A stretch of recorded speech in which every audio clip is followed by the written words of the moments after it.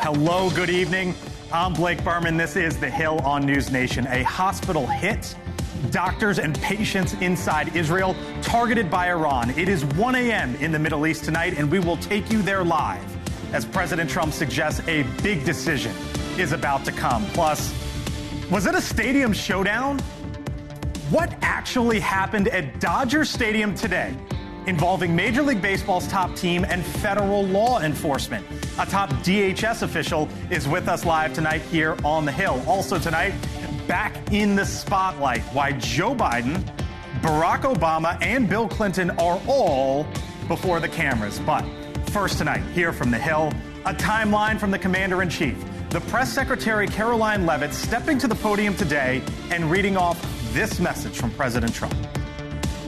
I have a message directly from the president, and I quote, "Based on the fact that there's a substantial chance of negotiations that may or may not take place with Iran in the near future, I will make my decision whether or not to go within the next 2 weeks." To go, meaning whether or not the United States will strike inside Iran. We begin tonight live at the White House, where the administration today was repeatedly questioned about that timeline. Our Kelly Meyer standing by for us live on the North Lawn. Kelly? I've been digging into that timeline. So the president says within 2 weeks, could be hours, days, weeks at this point. But by the 4th of July, according to the president, we'll know whether or not the U.S. plans to strike Iran.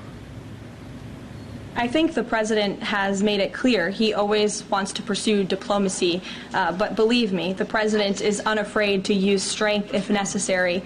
And Iran and the entire world should know that the United States military is the strongest and most lethal fighting force in the world, and we have capabilities that no other country on this planet possesses.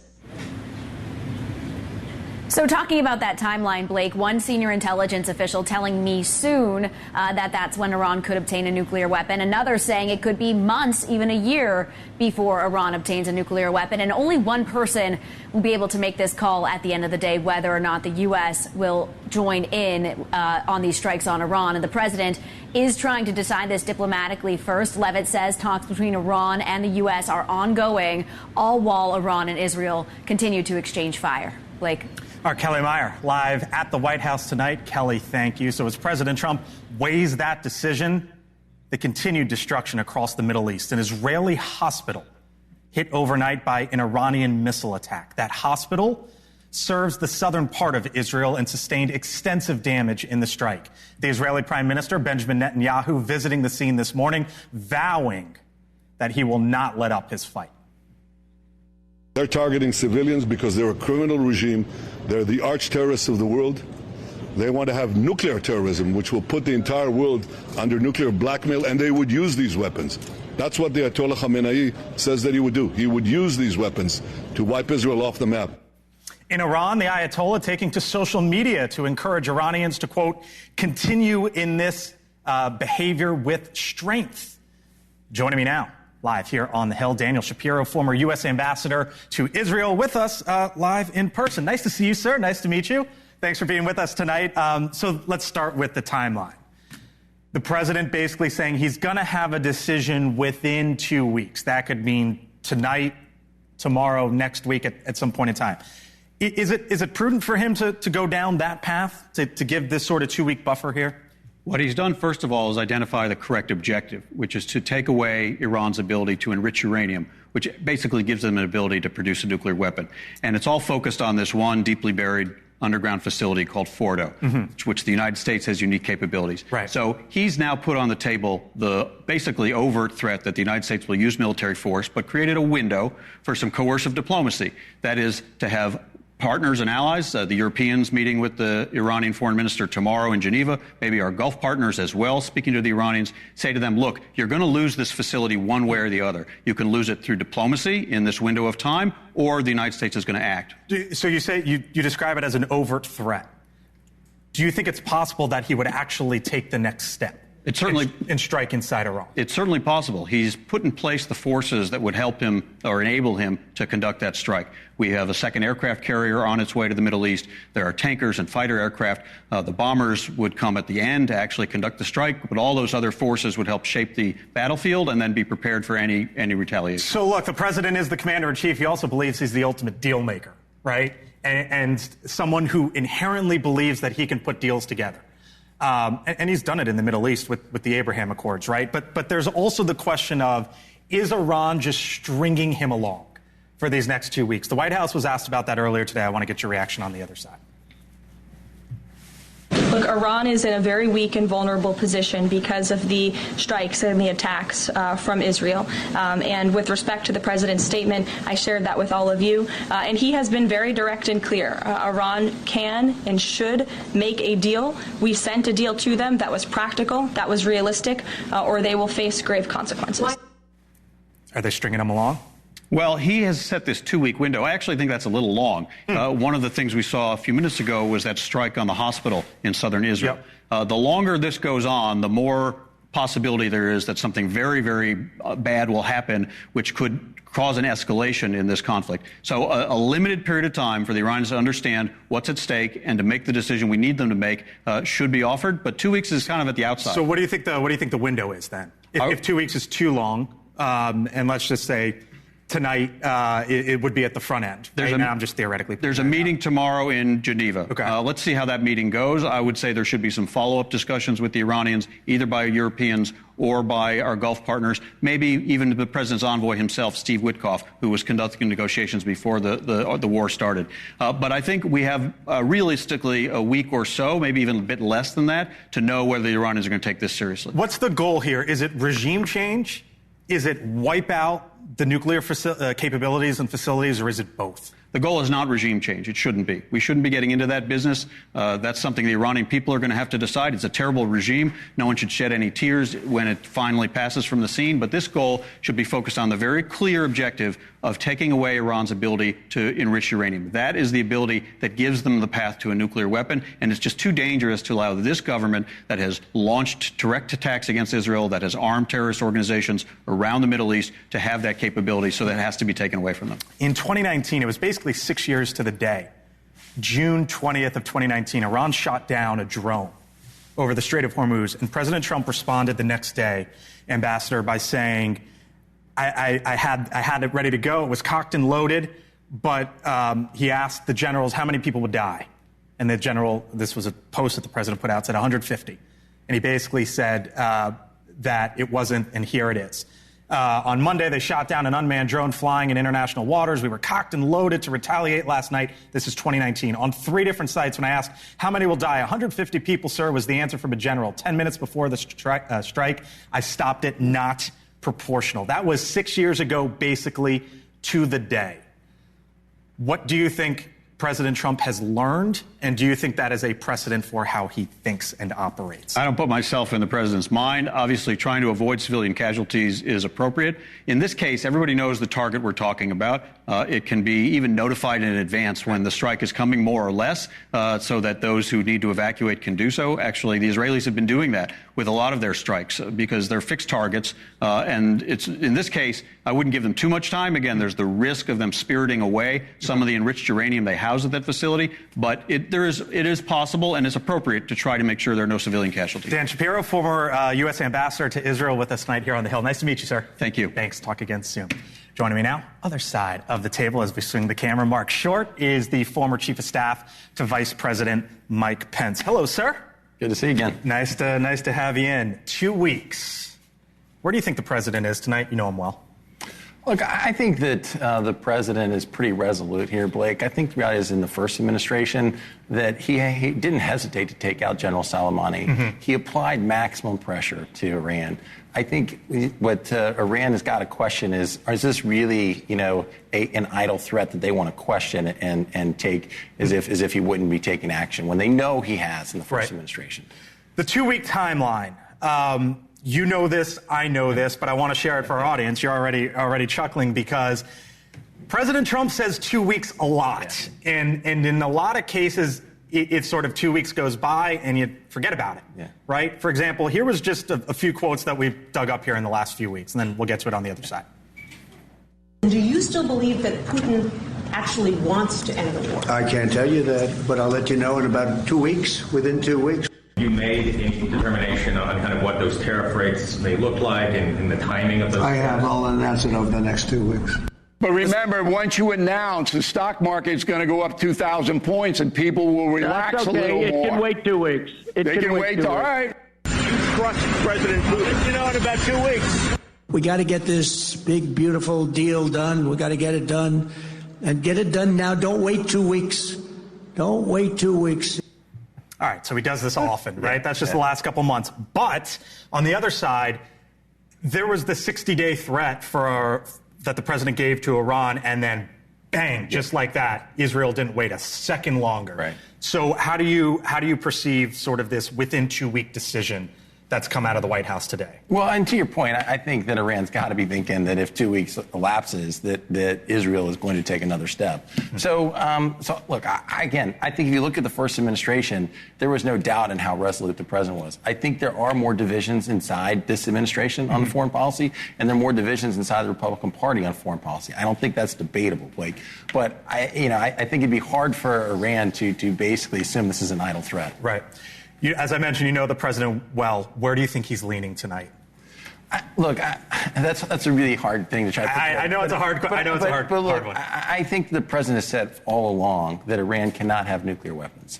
And I think that we've said that America has the tools to make sure that that's the case. And it's been 46 years since the revolution in Iran, and they have been the leading state sponsor of terrorism across the Middle East. They have killed thousands of Westerners, and they continue to sow unrest. So I think that probably the president's going to have a pretty clear decision here to make. And I think that, you know, if Iran just tries to run out the clock and have more negotiations, I don't think there's any evidence in the last 46 years that that's going to work. Right. And I think the president knows that. All right, we'll leave it there. Mark Short, see you back later in the show. Okay. Thanks, Blake. Appreciate it. Still to come tonight.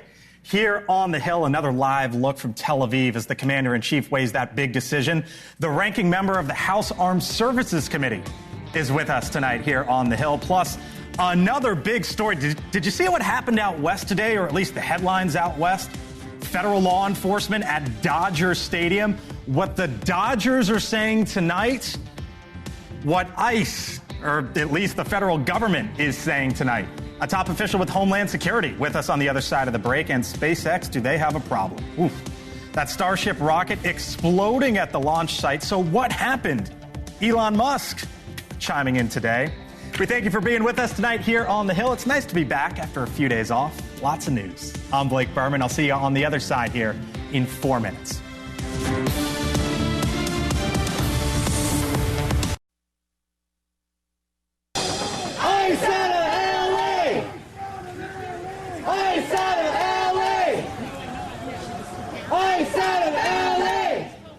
All right, welcome back here to the Hill on NewsNation.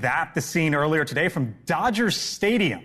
You can see from our affiliate station KTLA in Los Angeles as their helicopter flew on over there just how close to that sort of showdown or the protests were. Reports that ICE agents tried to gain access to the stadium's parking lot started making the rounds this morning. The team, the Dodgers, saying on social media that they turned them away. ICE then pushed back saying, quote, false. We were never there. Now, the Department of Homeland Security said it was Customs and Border Protection agents who were there, and it wasn't related to an enforcement action. But regardless of what happens, when photos of ICE vehicles were posted online, protesters there descended on Dodger Stadium. Again, one of the more iconic buildings there in Southern California. It comes as the Dodgers have faced criticism for not taking a public stand against immigration raids and deportations. But the organization was reportedly planning to break its silence and pledge support for LA's immigrant communities. The Dodgers say tonight's game against the Padres will go on as planned, but questions remain like what happened and what will come next. Tricia McLaughlin is the Assistant Secretary for Public Affairs over at the Department of Homeland Security. Tricia, live with us here tonight on the Hill. Thanks for coming in. Nice to see you. Great to see you. Thanks for having me. Of course. So the Dodgers said that there was basically that ICE was denied entry.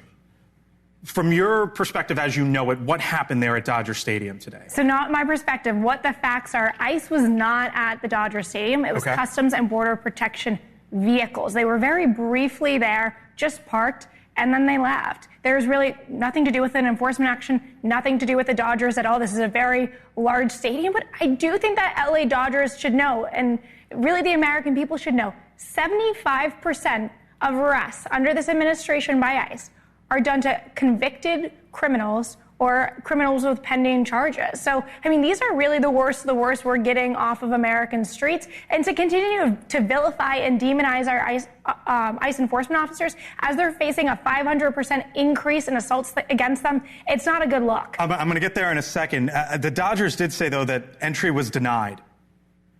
Could the Dodgers deny entry to ICE as you know it? And I guess it gets to the next question of, are Major League Baseball parks and stadiums one of the next places that ICE officials could go?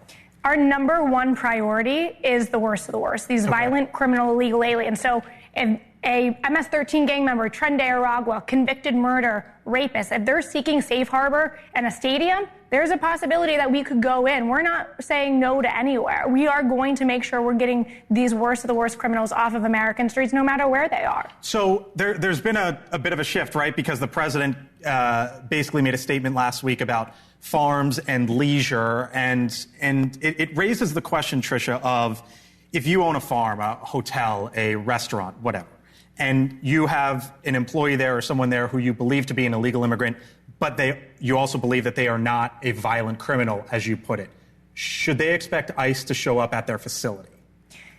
Worksite enforcement is very much a cornerstone of our enforcement operations. Like, we find that there's drug traffickers there, human trafficking, labor trafficking. Oftentimes at these work sites, they're really exploiting these migrants and they're using them for cheap labor. And so we're not going to take any options off of the table, but we are number one priority is focus on those violent criminals. So no options off the table, meaning ICE agents could go to any place, whether it be a place of business, a place of worship, wherever. If we believe that there is a violent, criminal, illegal alien there, we will go there.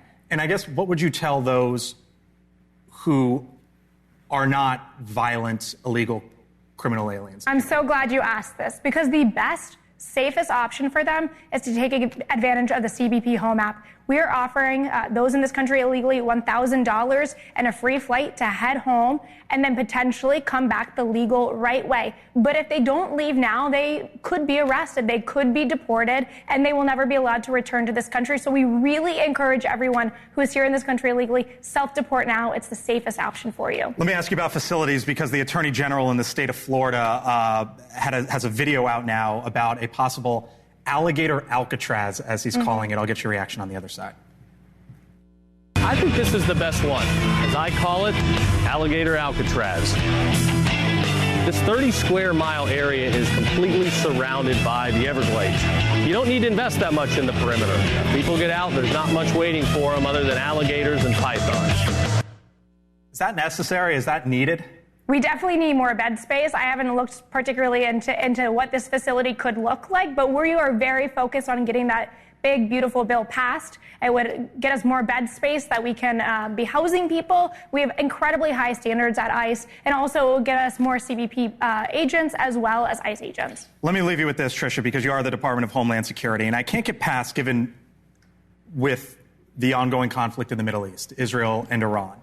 The former FBI director, Christopher Wray, last April said the most immediate concern has been that individuals or small groups will draw twisted inspiration from events in the Middle East to carry out attacks here at home. We have seen that, unfortunately, in the recent months. And we continue to keep our eyes on Tel Aviv and the Middle East. Given this newest conflict, has the threat level, given what Christopher Wray said last year as well, has it changed at all? I'm not going to get ahead of Secretary Noem, but what I will say is our Homeland Security investigators are hyper-focused on getting terrorists that we know are in this country out. We'll leave it there. Tricia McLaughlin with the Department of Homeland Security. Thanks for being with us tonight. Appreciate it. Thanks for having me. Talk again soon, of course. All right, still much more ahead tonight here on the Hill. The president, the Iranian nuclear facilities. What might happen next? The White House says, or at least, the White House said today, up to 2 weeks. What does that mean?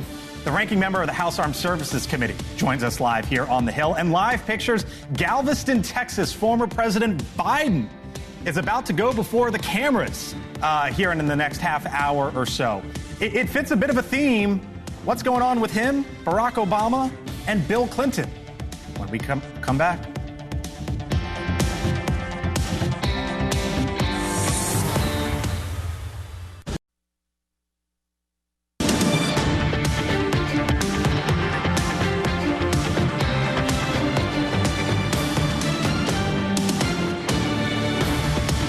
Welcome back. 6:30 here in Washington, 1:30 in the morning over Israel, as it is officially 1 week into the conflict between Iran and Israel. Israeli jets bombing a nuclear reactor under construction in central Iran during a wave of airstrikes. Iran launching strikes of its own on a major hospital in southern Israel, as well as residential buildings near Tel Aviv. At least 240 people wounded. Israel putting the blame squarely on the Ayatollah, and our Robert Sherman is live for us once again tonight in the Middle East. Robert?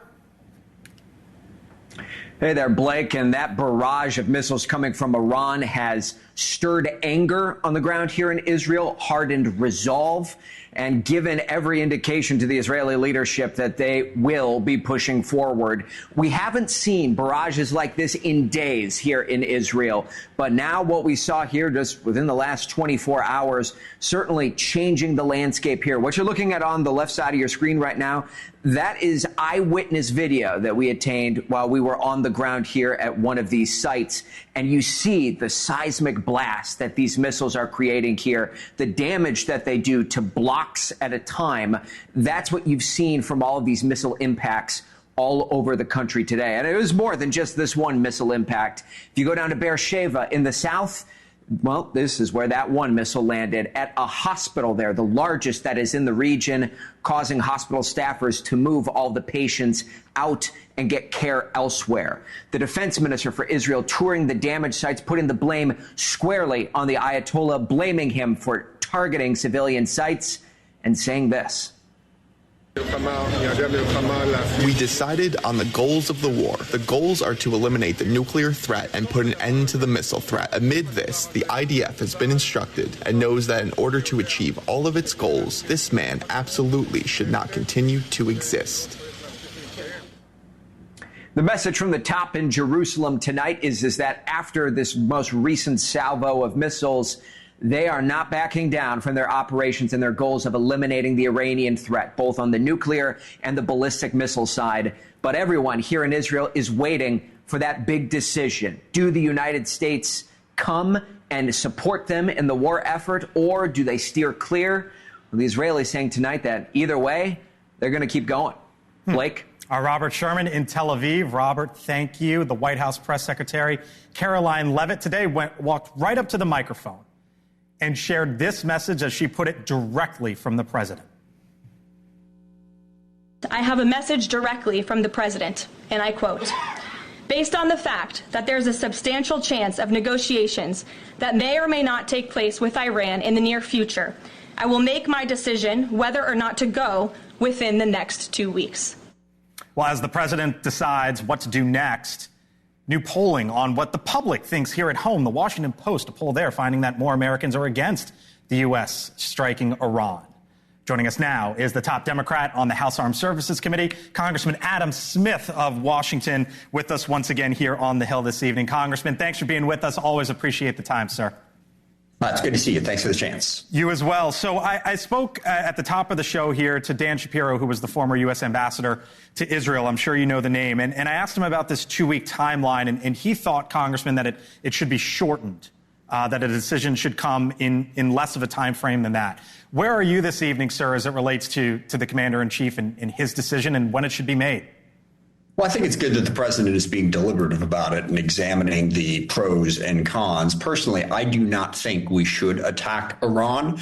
I support what Israel is doing in Iran. I'm glad that we are supporting them. We're helping them with the defense against some of the missiles coming in, intel and other things. But for us to get directly into a war with Iran, I think would be a mistake. We have a number of forces in the region. We have bases in Bahrain and Qatar, as well as Iraq and Syria. all those troops would be very difficult to protect if we got into a war with Iran. So I think we should not dive into this and directly attack Iran. Very difficult to protect. If it were to go that route, I guess there's a line between very difficult and the God forbid of something happening. Do you believe that troops would be in harm's way? Well, it's hard for me to imagine that if we struck Iran, that we would not have American casualties. Iran would clearly strike back against U.S. forces. They know where we are. They know the vulnerabilities. And I doubt seriously that we have sufficient missile defense capabilities to stop everything that's coming in. This happened a couple of years ago when Iran launched a barrage of missiles at us in response to, I think it was the killing of Soleimani. It might have been something else. We wound up with no casualties, but the missiles weren't stopped. They hit different parts of the base. We managed to get our troops out in time. So that vulnerability is real and something that we would have to consider. Do you think that's, or let me phrase it this way, how much do you think that's weighing on the commander-in-chief tonight? Because it also seems like, Congressman, that there is this moment of if you are going to get rid of Iran's nuclear regime, the moment is now. Yeah. Well, I think what has happened, Israel has weakened Iran's nuclear regime, but that's the other big unanswered question that we haven't gotten, clear answers on, as an unanswered question would be, is how much has Iran's nuclear program been weakened? We had been estimating that it was, weeks that Iran would be able to break out and actually have a nuclear weapon from the moment they decided, based on the enriched uranium that they had and the capabilities they had. How much has that been set back? And how much would it be set back if we dove in and started bombing as well? Most of the expert analysis that I've heard, and this is a conversation that's been going on for better than a decade, is that it's far more difficult to destroy Iran's nuclear capability than one might think. We could go through all of this effort and they could still be mere months away from actually developing a nuclear weapon, which is why I think President Trump is right to say, we would prefer a negotiated settlement and to try to push for that right now. Do you think, so the question was asked in the briefing room today, I thought it was a good one, about whether or not Iran is just stringing along the president here for the next couple of weeks. As you know, he views himself as a deal maker and the ultimate deal maker and someone who was able to put together the Abraham Accord. So the question is he being strung along? Here's the White House response. I want to get your reaction on the other side. Look, Iran is in a very weak and vulnerable position because of the strikes and the attacks from Israel. And with respect to the president's statement, I shared that with all of you. And he has been very direct and clear. Iran can and should make a deal. We sent a deal to them that was practical, that was realistic, or they will face grave consequences. What do you think is happening here? Yeah, well, I don't think it's so much that Iran is stringing them along, but the details of that deal matter a great deal to us and to Iran. Iran wants massive sanctions relief, and we don't know what that deal was that President Trump offered, but Iran conceivably could have looked at that and said it's not enough sanctions relief, number one. Number two, we want to go beyond just the nuclear aspect of this. Iran has a robust missile program, which, as we've talked about here, threatens our troops in the region, threatens Israel. And also, Iran continues to support terrorist proxies in Yemen. They support Hezbollah. They support Hamas. They have various Shia militia groups throughout Iraq, less so in Syria these days than they used to, but still a problem. So part of our negotiation would be to get Iran to stop supporting those groups and stop building the missiles. So it's quite possible that the details of the agreement are what is holding us up more than Iran just stringing us along with no intention of action. Would you ever trust them on a deal? Because it's gotten to this point.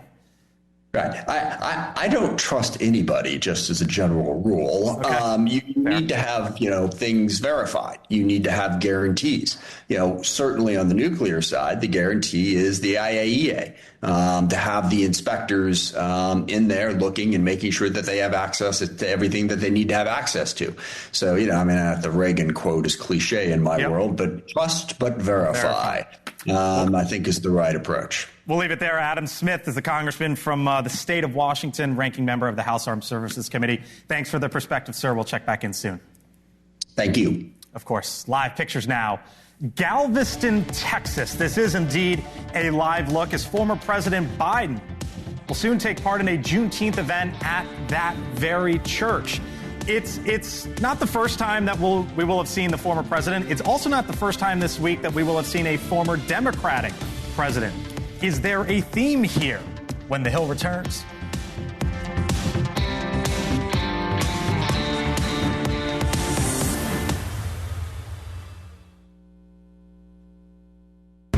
Everyday Americans undergoing military-style training. Why would a dentist need to know how to shoot a rifle 300 yards? Arming themselves with skills to survive. NewsNation takes you into their boot camp for a first-hand look. Elizabeth Vargas reports tonight. All right, welcome back here to The Hill on NewsNation. 6:45 here in Washington tonight. President Biden, yet again, about to make another appearance, a public appearance. He is in Galveston, Texas this evening. The former president attending a Juneteenth celebration. This is a live look, by the way. That is the historic African Methodist Episcopal Church, where the former president should be speaking here any moment now. And he's not the only former Democratic president making public appearances this week. Bill Clinton been popping up, all a part of a new book tour as well, for example, to tout his latest project alongside the co-author James Patterson. He even showed up on The Daily Show this week to share his opinion on the Israel-Iran conflict. Do I think that we have to try to stop Iran from having a nuclear weapon? I do. I tried at that, and we had some success. But we don't have to have all this outright constant killing. And then there's President Obama, who also this week opined publicly on what he sees as numerous government officials who are not holding up their oath to uphold the U.S. Constitution. When that isn't happening, we start drifting into something that is not consistent with American democracy. It is consistent with autocracies. But a Reuters poll out today raises the question about looking backwards versus forwards. 62% of Democrats say that their party needs new leadership. So are these three bridging the gap in a time of no leadership, or should they take a cue from the polls? Full panel here with me now. Mark Shorts, the former chief of staff to Vice President Mike Pence. Jonay Wartell is a Democratic strategist.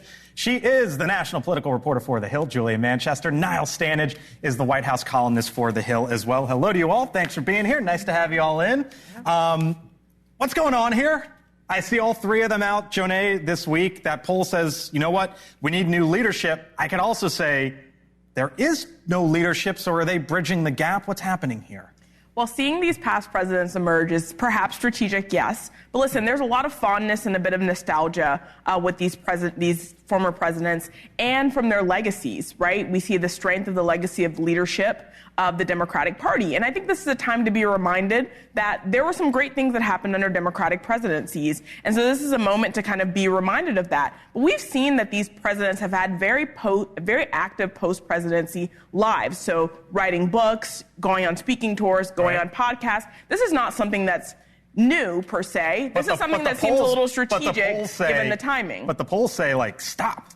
Well, we can do both and, right? Okay. New voices can emerge in the party as they should, and we can also celebrate the legacy of leadership across the party with figures like Obama, who, by the way, has tremendous favorability in the black community amongst young voters. And this is a time for Democrats to really re-engage and re-energize their base. So why not engage with some of the most popular presidents who can do just that? Trump was chirping all over the place, Mark, after his first presidency, before he ran for his second one. Is it any different? I don't know if it's re-energizing the base to have Joe Biden out there. But look, I don't think it's hard to criticize the former president from going to Galveston to celebrate Juneteenth. Yep. But it's clear the Democrats are struggling to find who their next leader is. And I think Republicans probably cherish seeing the former presidents continue to be out there. And I think there's probably a lot of Democrats who do wish that they would follow the model of George Bush and actually just retire. So here is, you bring up George Bush. Here's what he said back in 2017, I believe. Watch. I made the decision after my presidency not to criticize President Obama, and I feel the same way about President Trump. And people say, why? First of all, the office of the president is more important than the occupant. I want anybody who's president to succeed.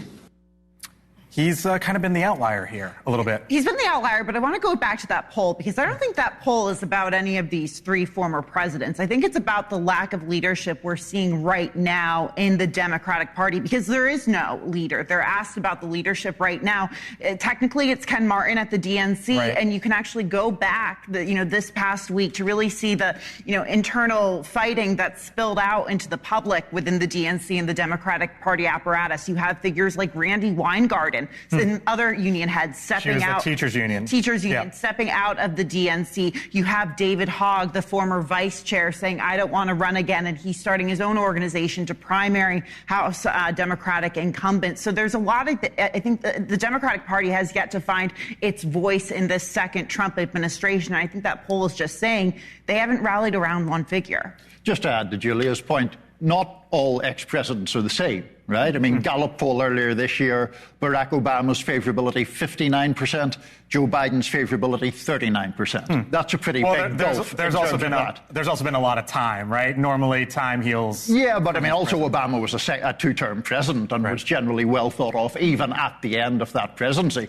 There's also a difference between Barack Obama coming out to warn about creeping authoritarianism in the shape of President Trump and Bill Clinton coming out to flog a book. So these things are different scenarios, and I think they're judged differently because of that. So it's very clear who the leader of the Republican Party is. It's the President of the United States, the Commander-in-Chief. A live look in Tel Aviv tonight as it is approaching 2 a.m. in the morning there, Niall. President Trump has given basically, I don't want to say a 2-week ultimatum, because it might not necessarily be 2 weeks, I guess up to 2 weeks, but it is a very big decision that the Commander-in-Chief has at some point here in the upcoming days on what to do next and whether the U.S. will strike. Certainly, a massive decision. I mean, one of the most interesting things in terms of domestic politics is this split we're seeing within the Republican Party and the broader movement, where you have the Tucker Carlsons, the Steve Bannons of the world warning against the United States getting enmeshed in another foreign conflict. And against that, you have much more conventional voices in the Republican Party, Ted Cruz, Lindsey Graham, a number of others, wanting the maximal support to Israel. Would you frame it that way, as sort of MAGA versus not MAGA, or first term versus second term? Kind of. I think it's both, to be honest. I mean, I agree that there's voices not just outside, but frankly inside with Tulsi Gabbard. So it is even inside the administration. But I do think the first administration, despite having larger personalities, was pretty united in the foreign policy, in particular as it came to Iran. And I think that the maximum pressure campaign is something that was very successful, and I think probably colors Iran's decision here about how serious the president is.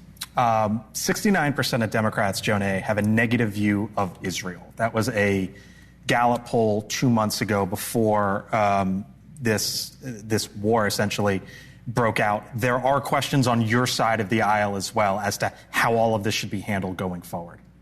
Right. I think that Does that concern you, that 69, basically 2/3 of your party has a negative view of Israel? Well, that's a single poll. I'm sure you could pull out other polls to show tremendous support amongst Democrats for Israel. But I think what's important to understand here is that, no one wants to go to war. Republicans, Democrats, President Trump doesn't want to go to war. And so how he handles this conflict, I think, will say a lot about the U.S. and our position on the national stage. But the president's between a rock and a hard place. And I'm interested to see on the Republican side how many more voices we see of dissent for going to war against Iran and the strike. Because I think it's important to see that the president does not have every single member of his party locked up when it comes to every single foreign policy point. And I think that it's interesting to see who is going to come out and really be a strong voice, especially as we're in 2026 election cycle now. Folks are going to have to be on the trail of defending it. Do you think there will be a divide as well over how close Iran is to a bomb or not to a bomb within the party? I don't think there is. I think that most people believe that they actually are very close to having nuclear capability. And I think that, again, for 46 years since their revolution, they've lied about what their capabilities are, and they've murdered people within their own country, and they've murdered Westerners across the Middle East. Before the president tonight, take me home. So before the president, look, in terms of Iran, I mean, look, Trump has put out this 2-week timetable. I think he's used 2 weeks before, so who knows if they'll actually stick to that or not. But, I mean, this is going to be potentially a defining moment of his presidency. We're seeing some comparisons, and, you know, obviously we could say this is like apples and oranges, but I've been seeing a lot of comparisons today in 2025 to 2003 ahead of the Iraq War. This is a president who campaigned on taking the U.S. out of foreign entanglements, and it doesn't seem like he's pushing that way. I got to run, but you could go back to then and basically what he said campaigning against George W. Bush, even we were just talking about it. Thank y'all. Appreciate it. Still to come here on the Hill. Did you see what happened last night? My goodness. What is behind that with SpaceX, and what is Elon Musk saying today? And Elizabeth Vargas reports coming up here at the top of the hour. She's talking to the man who just evacuated hundreds of Americans from Israel. That is 6 minutes away. My take, other side, when we return.